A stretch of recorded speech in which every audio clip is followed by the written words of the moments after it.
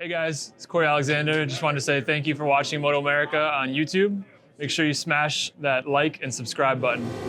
Lights are on and here we go. All right, so clutches are out. And another good launch by Josh Herrin. I mean, a wow start by the number 2.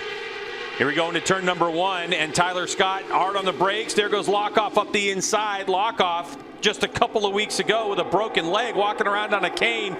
That not affecting him on the motorcycle.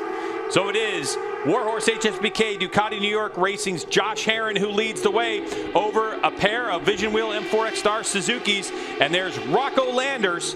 He slid up the inside of Josh Hayes there in a very smooth pass up underneath Hayes, and Diego Perez got a great start. He's on that fluorescent yellow R6. You can see him back there just behind Benjamin Smith.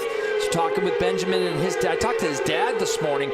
They've been struggling a little bit, Greg, with what else? But electronics. It seems like one or two of our riders each week, and Diego Perez runs very wide, have issues with electronics. The 88 bike there behind Josh Hayes has switched everything off. No TC, no anything for Benjamin, as they were having some troubles with the electronics kicking on in places that it shouldn't have. Hayes now goes up underneath Ty Scott into turn 10. He doesn't want to let Herrin get too comfortable out front. We know Hayes, or I'm sorry, it's Rocco Landers. My apologies. Rocco Landers, great job going up underneath Ty Scott. He slides in there. Hayes still behind Ty Scott. I like the aggressiveness from the Landers Racing Yamaha R6 rider Rocco Landers. Onto the front straightaway we go. All the while, Josh Herrin setting off into the distance. So looking at Sam Lockoff, he's close to Josh Herrin. He's able to get a really good run out of that turn 17A that leads you onto that front straightaway. We call it a straightaway. It's more kinked. And here goes Lockoff up the inside. So the bid for the lead. There goes the South African around Josh Herrin. Herrin's going to try to go up the inside. There's not a lot of room there, and Herrin pushes him out of the way. Lockoff into the grass.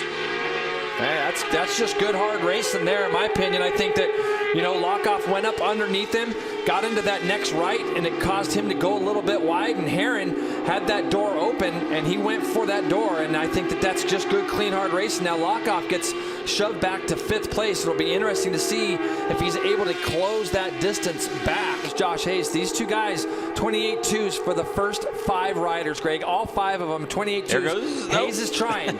He wants to try to just get Rocco. He's probably a little bit bummed right now that he's helped Rocco get faster. There he goes. There you go. Hayes dives up underneath him. Now you can see it's a little bit cleaner. He's not going to give Rocco the same opportunity that Herrin had at the beginning with Lockoff, but Lockoff is now on the back of Rocco Landers. Bold move, because for Ty Scott, who looked like he had, look at his hand guard. So the brake lever guard for Ty Scott is up in the air. Turn 10 this time. I think Hayes is going to have a shot when they get on the brakes right here. Let's see what he's able to do. Yeah, you can see him lining that up from quite a way back. And Hayes is going to run. Now he keeps that bike nice and tidy down the inside. So now he's got one guy in front of him, Greg. And you got to remember, we talked about it on top of our show. He's chasing a little bit of history right now as that number 4. But man, nothing really gets to Josh. Like I said, he's a grinder. Let's see if he can get in the draft of that Ducati. This Squid Hunter team is cheering for their number 4. A missed opportunity at Daytona for Josh Hayes, and he's looking to do it again. He never said he retired from racing. He just didn't have the chance to go full time. And there goes Hayes. He goes into the top spot, and he moves Josh Herrin out of the way. And there's the number 4. Yep, and now is the time. This guy's got so many laps around this track, and I've heard Roger Hayden say it all weekend. This guy, when he gets in front, especially here at a 27.681, it's going to be extremely difficult to pass this guy back, because these times that you see him doing, he's going to just grind him out for the remainder of these 8 laps. So he did it in 3 different spots, getting himself to the front. So Hayes from 5th on the grid, leading the way. He set the fastest lap of the race 2 laps ago at a 27.681 when he went into the lead last time by the stripe. 28 flat. Herrin just outbroke himself. He just goes 7-7, gets drawn into the draft, makes a big mistake for the number 2. Josh Herrin off into the grass, so now there will be 3 guys battling for this lead. So Herrin looked like he was the stronger one there at 7-7, Greg, and now he rolls off. With Herrin back there in 5th, this closes that up, and Ty Scott deep into the draft again of Josh Hayes. As that looks like they're coming up on some tail enders at the moment. Look at Ty Scott. So Scott, using the horsepower of that GSX-R 750, goes into the lead for the moment. Can he hold on to it in turn 1? Hayes is going to follow him for the moment. So there goes the 16-year-old, And just like that, he's leading a Supersport race against Josh Hayes. And there is Lockoff.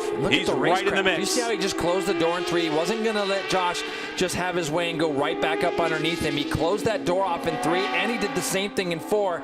And now look what's happened. The 44 says, I love this. Lockoff is enjoying the fact that these two guys are engaging. We know that Josh isn't going to want to let Ty lead. He's going to want to get right back and fire away. I like Ty Scott. He's got some warnings from the rear tire. Doesn't really care. He says, okay. Oh, and something fell off there. I believe that was that right brake guard, Jason. Wow. I kept seeing it on his handlebar. So that's now gone. And no dramas, and it landed in there. So that thing was up and out. So I think it was just coming loose. That might have been from an incident earlier, but it could have been just a part that vibrated loose in this race. So no front brake guard for him, a requirement for MotoAmerica if you come to compete. And that, of course, is a safety issue in case riders ever get together. It's like a protective little piece of metal that tries to protect that front lever. Oh, see, up and out of the saddle he goes. Okay, so Greg, let's talk about something here real quick. As Lockoff now gets the drive on his teammate and will go by. You got to remember, these GSXR 750s, they're coming out of there in 3rd gear. They're right in the middle of the torque curve. It's something that you don't necessarily have on a 600. On a 600, you're going to be coming out of that corner much higher RPMs. So the R6 is going to be at a much higher RPM and much more drivable out of there. This is where I think that the rules and how we have them, each bike has its own personality. Each bike has its own performance-based advantages. And Josh Hayes under braking as these pair of Vision Wheel M4 X-Star Suzukis are trying to throw everything they can at Hayes out of Oceanside, California on the Squid Hunter Yamaha R6. Look at him closing the doors off. He did it in 1, he did it in 3. Now, if he can just rip through this 4, 5, 6, he should be good enough. The problem with running a little bit defensive, oh, there goes Lockoff. Goes down. Too much front brake. The bike goes into the air fence. And his race is over. You don't see that out of him very often. So Josh Hayes has a couple more corners to navigate to notch another race victory on his resume, an inch closer to the all-time total victory race record of Miguel Duhamel. Here comes Josh Hayes. The final corner is complete. Onto the front straightaway he comes, and it's Josh Hayes, the 47-year-old, who will take victory for Squid Hunter in Supersport race number 1 here at VIR. What a run for the number 4. Tyler Scott in 2nd. Rocco Landers will inherit 3rd from an early exit from Sam Lockoff. Josh Herron, who ran off the track earlier, in 4th place. And what a legend, huh? I mean, honestly, what a legend. I mean, I said, Greg, he can just grind out the laps. This Ty Scott kid, man, he impresses me. I'm bummed to see Lockoff do that. Rocco Landers ends up 3rd. A tremendous ride from him. Only 3.6 seconds off the win here. And Nassini ends up 5th. Power, Perez, Almeida, Benjamin Smith drops back to 9th. And we're waiting to see Lockoff come through. He did come through. Nope, he hasn't come through yet. Liam Grant, Sloan West, 11th. So we heard Lockoff is back up and running.